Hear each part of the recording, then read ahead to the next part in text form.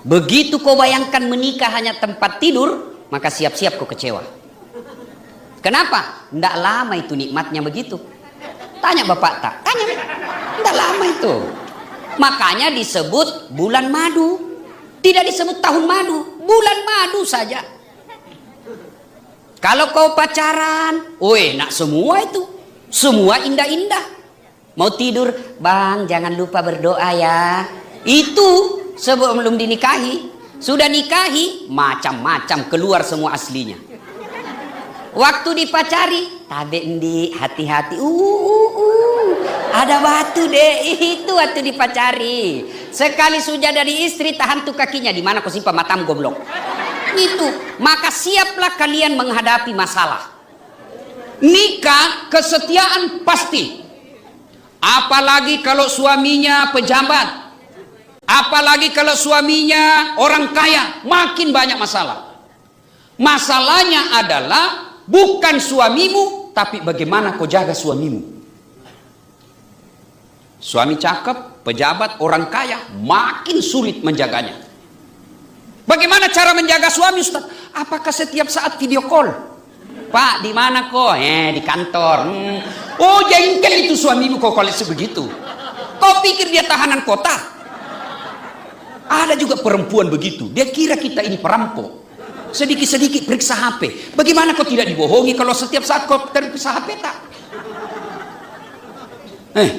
Sampai di kantor suaminya baik-baik duduk. Pasti ada lagi sekretarisnya. Pasti ada lagi.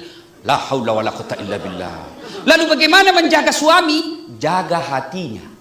Fisiknya kau jaga. Cerdas kau periksa HP-nya. 10 HP-nya.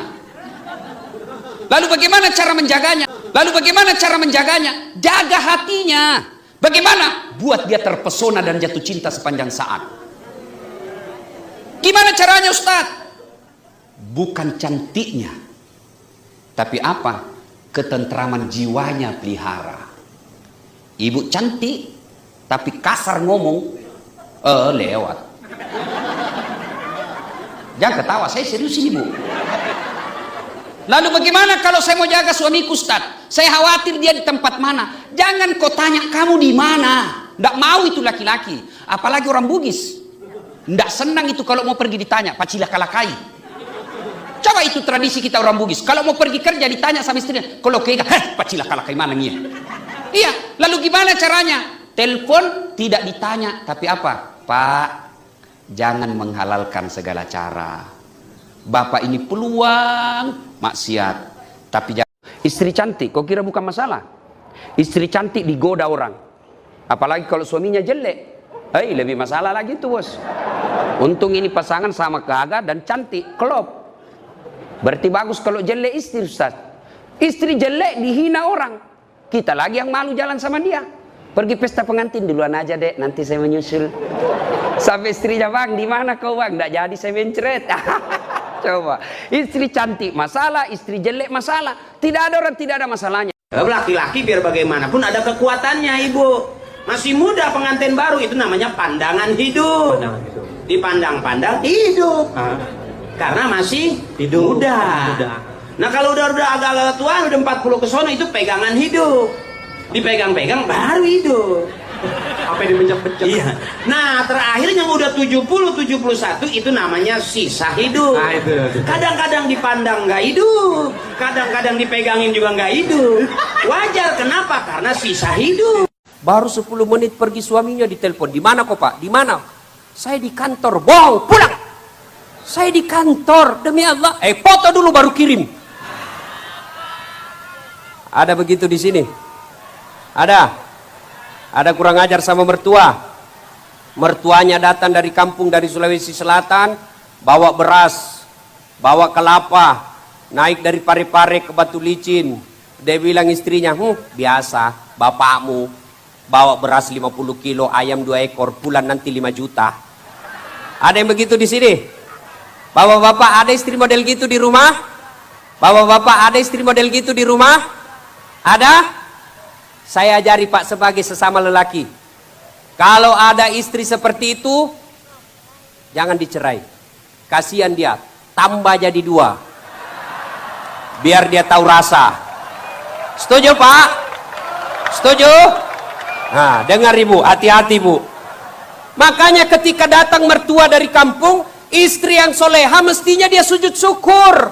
Ya Allah, terima kasih kau utus orang tua ini datang ke kampung ini, datang ke Batu Licin. Gara-gara inilah orang tua sehingga saya punya suami. Gara-gara inilah orang tua punya anak yang menjadi suami saya sekarang. Andai saja tidak ada anaknya ini orang tua, maka sampai sekarang mungkin saya masih jadi gasturi. Gadis tua Republik Indonesia. Halo ibu, ibu, bu, bu. Ini banyak yang ibu-ibu dia bilang begini. Kalau marah sama suaminya, Pak, kau pilih mamamu atau saya istrimu. Bapak pernah dikasih pilihan begitu? Pernah toh? Nggak usah ngaku, yang penting, oh saya pernah ini Ustaz. Ibu-ibu pernah kan ngomong begitu sama suami? Hah? Nah, pencitraan lagi tuh. Iya kan?